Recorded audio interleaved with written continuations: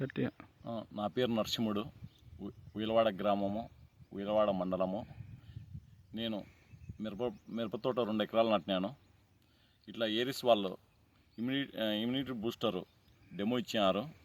అంతకుముందు డెమో కొట్టకముందు నా దాంట్లో ట్రిప్స్ నలిచి కొడితే 10-15 ఉంటున్నాయి. ఇది ఫస్ట్ రోజు ఆ రోజు ఉన్నది. మళ్ళీ 2 డేస్ తర్వాత చూస్తే 1-2 కానొస్తున్నాయి. ఇది చాలా బాగా పని చేసినది.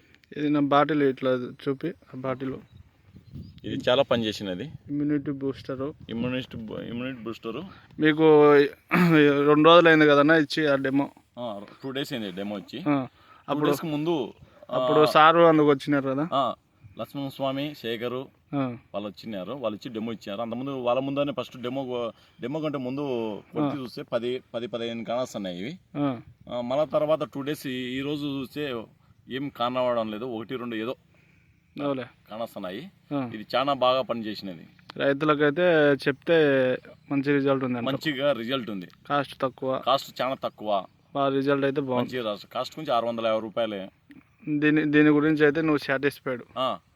ఇప్పుడు మనం కూడా చెల్లి మీద కొట్టి చూసినాం కదన్నా, అప్పుడు కూడా ఏం మనకైతే పెద్దగా కానరాలే. కొట్టి చూపిమంటే కొట్టండి.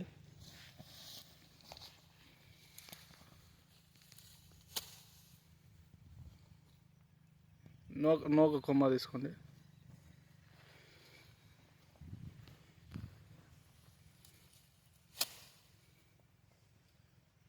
మొబైల్లో ఏం కనడం లేదు.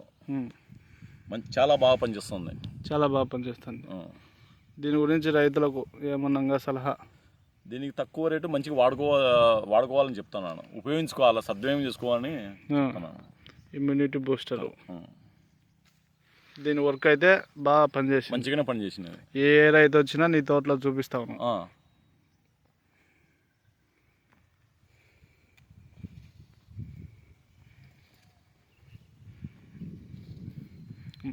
అన్ని భూమిలో సత్వాలు కూడా ఏరిస్ వాళ్ళే కదా? ఏరిస్ వాళ్ళవే.